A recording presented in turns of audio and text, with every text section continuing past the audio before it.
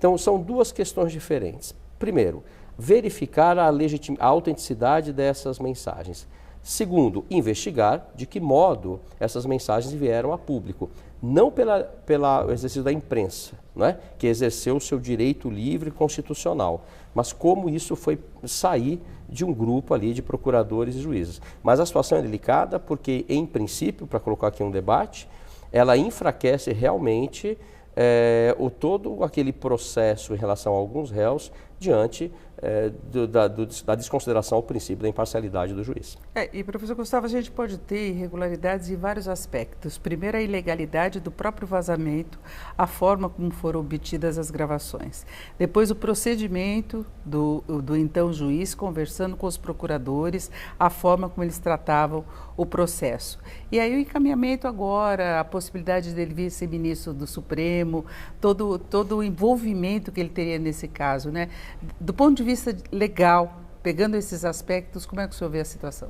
Bem, Denise, eu acho que com relação à gravação e à invasão dos aparelhos de telefone celular do ex-juiz, hoje ministro, Sérgio Moro, e dos procuradores, há dois lados. Há um lado que esse ato em si é um ato criminoso, claramente criminoso. Quem invadiu os telefones praticou um crime de violação desses dados que eles tinham armazenados nos seus aparelhos.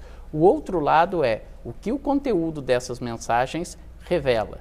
O conteúdo dessas mensagens, sempre partindo da premissa que venham a ser confirmados, que eles sejam autênticos, eles vão ser utilizados do ponto de vista jurídico pelos réus da Operação Lava Jato ou por alguns dos réus para tentar reforçar o argumento de perda de imparcialidade do juiz Sérgio Moro. É importante lembrar que o Supremo Tribunal Federal está para julgar nessa próxima semana, ou continuar o julgamento, um habeas corpus do ex-presidente Lula, em que ele já questionava a imparcialidade do juiz Sérgio Moro enquanto condutor do processo, por ter aceito o convite para ser ministro da Justiça. E agora a isso se somam esses elementos. Eu acho difícil que com esta contestação da autenticidade desses diálogos, que isso sirva por si só para que o Supremo possa reconhecer a parcialidade do juiz Sérgio Moro. Mas se eventualmente for feita uma perícia, esses elementos forem entregues às autoridades e se constatar a autenticidade, na minha visão, o conteúdo das mensagens, e pelo menos de algumas delas, ultrapassa o limite do que seria uma conversa normal entre juízes, procuradores ou advogados. Muito tem se dito que isso é normal, essas conversas. Eu ia colocar exatamente isso, porque vários advogados dizem que é normal, inclusive muitas vezes o advogado do réu liga para o juiz para conversar. Isso acontece de fato? Olha, eu posso dizer, eu tenho mais de 20 anos de experiência na advocacia criminal, eu vejo isso como algo muito mais raro do que o que tem se dito. Eventualmente sim, para saber se um juiz vai estar tal dia, quando você tem uma medida de urgência para ir despachar, mas antecipar ou conversar sobre conteúdos de decisões ou passar informações sobre fontes de prova, como há uma mensagem que o juiz Sérgio Moro, se forem confirmadas, sempre fazendo essa ressalva, passaria ao procurador Deltan Dallagnol uma fonte que seria uma testemunha. Depois o Deltan diz que a testemunha se recusou a falar, e fala, então eu vou intimá-la, nem que seja dizendo que foi uma informação anônima, e o juiz teria dito, então formalize isso. Esse tipo de conversa não me parece normal. Aliás, basta constatar que vários juízes e procuradores estão dizendo que isso é normal, mas até agora não veio um a público mostrando os seus celulares, dizendo, olha como é normal, olha que tipo de conversa que eu também tenho agora com outros juízes ou promotores. Agora fica uma investigação meio complicada, porque ele é ministro da Justiça, né, e da Segurança. Então, qualquer investigação que se tem, inclusive em relação às provas, estaria subordinada a ele. Isso já foi levantado. Alguns disseram que a Polícia Federal, por responder a ele, não é?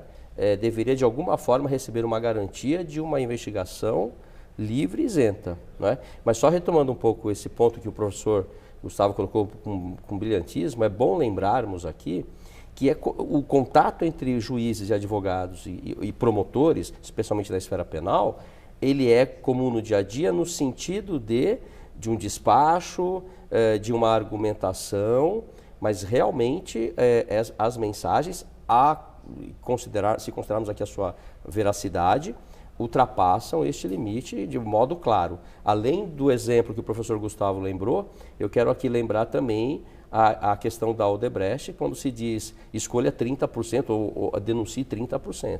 Isso jamais pode ser feito por um magistrado.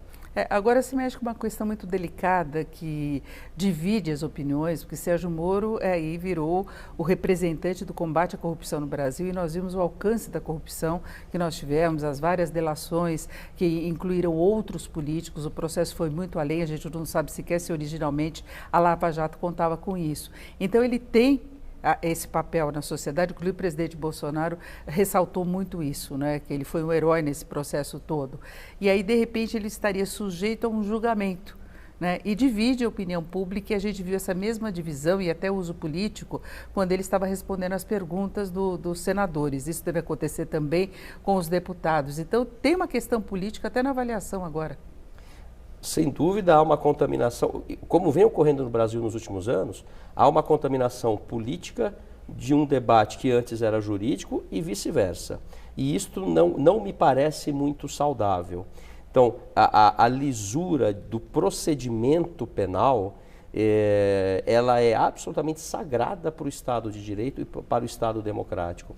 Quando se tem uma suposta, não estou dizendo que é o caso, mas uma suposição, temos aqui, de que interesses políticos teriam cooptado o procedimento, é algo a que se pensar muito sério, muito grave, a se considerar essa veracidade, reitero, e que não pode acontecer no regime democrático. Isso agora, tem... Desculpa. Pode prosseguir. Isso tem levado a uma certa confusão, que dentro dessa polarização e dessa intercomunicação entre o universo jurídico e político, que parece que quem defende juridicamente que o ex-juiz Sérgio Moro atuou de forma parcial, isso significaria que você é contra o combate à corrupção ou que você é a favor do Lula ou de um Lula livre e vice-versa. Ou seja, e que quem defende o Sérgio Moro, na verdade, está defendendo o legado da Lava Jato, está defendendo o combate à corrupção ou está defendendo uma pauta bolsonarista. Defender que, do ponto de vista jurídico, possa ter havido um excesso, não significa necessariamente que você está defendendo a inocência dessas pessoas que podem ter as suas condenações anuladas. Simplesmente que elas têm direito, como foi dito pelo Flávio, a um processo justo, a um devido processo. E se esse processo que levou à condenação delas não é justo, elas têm direito de serem processadas por um juiz imparcial. Se num processo imparcial serão absolvidas ou condenadas, é uma outra questão. Mas afirmar que pode ter havido uma imparcialidade comprometida se essas mensagens são verdadeiras, não quer dizer tomar uma posição pró ou contra a inocência ou culpa de qualquer dos acusados. Quando a gente faz uma crítica de economia, a avaliação também é muito parecida. Se você fala contra, é como você está contra toda uma proposta de reorganização. Postura partidária, né? É uma postura partidária e não técnica em relação à economia. Agora, eu queria saber do ponto de vista jurídico e para se apurar a verdade, qual seria o encaminhamento hoje para se chegar a uma conclusão dos dois lados? Porque de um lado teve a questão do vazamento ilegal das informações e de outro questionamento da posição do ministro Sérgio Moro. Como devem ir as investigações nesse processo? O Brasil possui, até por previsão constitucional, autoridades competentes para isso. Então, temos a Polícia Federal, que deve investigar tanto especialmente a questão dos vazamentos. Note bem, nós ainda não temos essa certeza. Se, por exemplo, pode ter sido um servidor que também, ou alguém... Mas a Justiça pode pedir material? Pode. Já foi solicitado, não requisitado. Então, esta investigação deve seguir numa via. E em relação à verificação da autenticidade dessas mensagens, isso será debatido certamente no Supremo Tribunal Federal, e que poderá, inclusive, solicitar perícia para verificar tal autenticidade. Então seria encaminhado no final para o Supremo. Sim, mas eu acho que nós temos alguns complicadores aqui, Denise. O primeiro deles é que essas mensagens, certamente, o acesso a elas para realizar uma perícia de autenticidade, hoje, muito provavelmente, vai depender da boa vontade do The Intercept, porque certamente ela não está lá guardada num pendrive ou num HD externo que alguém possa ir lá buscar e apreender. Certamente ela está salva nas nuvens, em algum lugar. E que, mas se eles valeria não fornecer... o direito de proteção à fonte, nesse não, caso? O direito à proteção à fonte valeria, mas ele protegeria, em tese, quem deu a mensagem. O The Intercept não é obrigado a falar quem me entregou esse conteúdo foi o fulano de tal. Perfeito. Mas porque eles disseram que eles receberam tudo. Sim, mas... E que estão fazendo uma triagem agora desse material. Estão checando a autenticidade. Mas em tese, vamos supor que isso tivesse lá salvo num computador deles.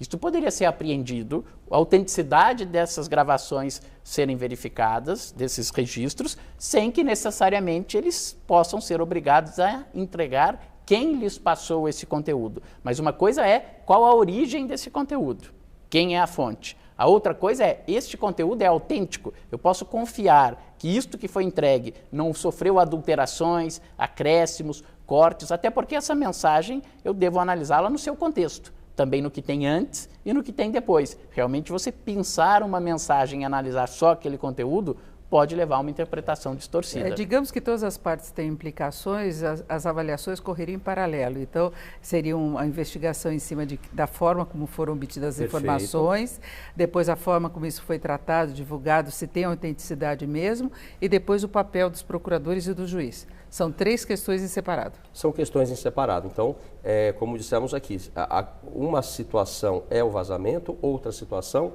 é o conteúdo das mensagens.